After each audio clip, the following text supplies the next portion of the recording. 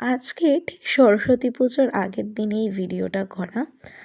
আজ আমি চলে এসেছি, কি বুঝতে পারছো কোথায়? আশা করছি বুঝতে পারছো। আজ আমি চলে এসেছি একদম কুমোরটুলিতে। মানে ঠাকুর বানানো, ঠাকুরের বায়না, ঠাকুর কেনা মানেই প্রথম যেটা মাথায় আসে আমাদের কুমোরটুলি। সেখানেই এসেছি। না, আমি ঠাকুর কিনতে আসিনি, আমি এসেছি ঠাকুর দেখতে। আমার অফিস কুমোরটুলির খুব কাছে।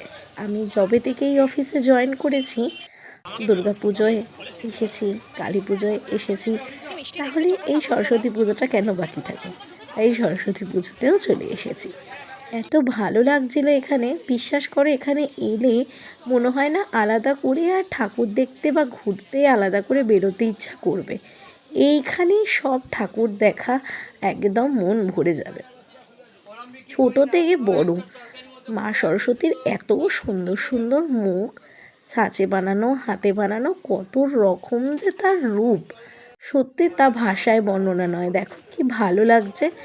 আমি ভিডিওটা করছিলাম আর মুগ্ধ হয়ে দেখছিলাম, আর শুধু ভাবছিলাম এই ভিডিওটায় যেন আমি ঠাকুরের মুখগুলো খুব সুন্দরভাবে ফুটিয়ে তুলতে পারি তোমাদের কাছে, কারণ কাছ থেকে এগুলো এতটাই সুন্দর।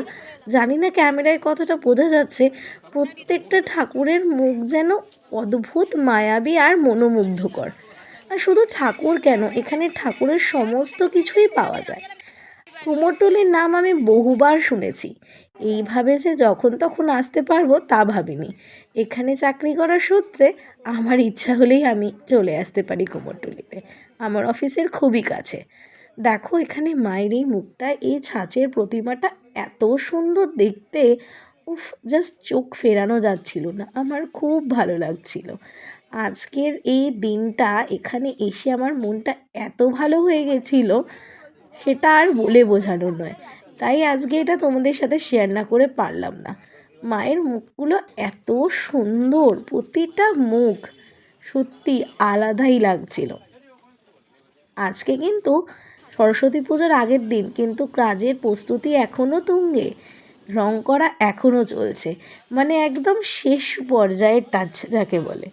এত ভালো লাগছিল। আর এখানে দেখো, এখানে তো মা সরস্বতী যেন নতুন কোণের। আচ্ছা এবার বলো তো তোমাদের কেমন লাগছে? আমার কিন্তু ভীষণ ভালো লাগছে।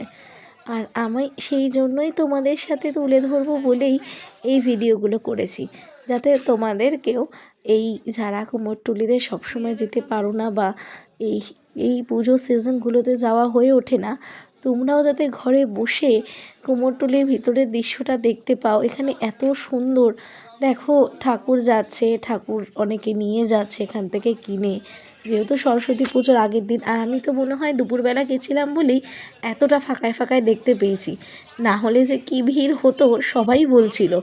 আমি একদম ফাঁকায় ফাঁকায় দেখে এসেছি, নাহলে এই কুমোরটুলিতে এতটাই ভিড়, মানে তোমাদের আর বলে বোঝানোর না। রাতে যখন অফিস থেকে বাড়ি ফিরি বললে বিশ্বাস করবে না, এতটাই ভিড় থাকে কুমোরটুলিতে। আজকে আমার কিন্তু বেশ ভালোই লাগছে, দুপুরবেলা ফাঁকায় ফাঁকায় এখানে ঘুরে নিলাম এবং প্রতিমা দর্শনও আমার হয়ে গেল। একদম মন ভরে বলতে পারো প্রতিমা দর্শন করেছি। তাহলে তোমাদের কেমন লাগলো আজকের এই ভিডিওর শেষে কিন্তু আমাকে জানাতে অবশ্যই ভুলো না, মনে করে জানিও তোমাদের কেমন লেগেছে আজকের এই ভিডিওটা। একটু কি অন্যরকম লাগলো, ভালো লাগলো আজকের ভিডিওটা?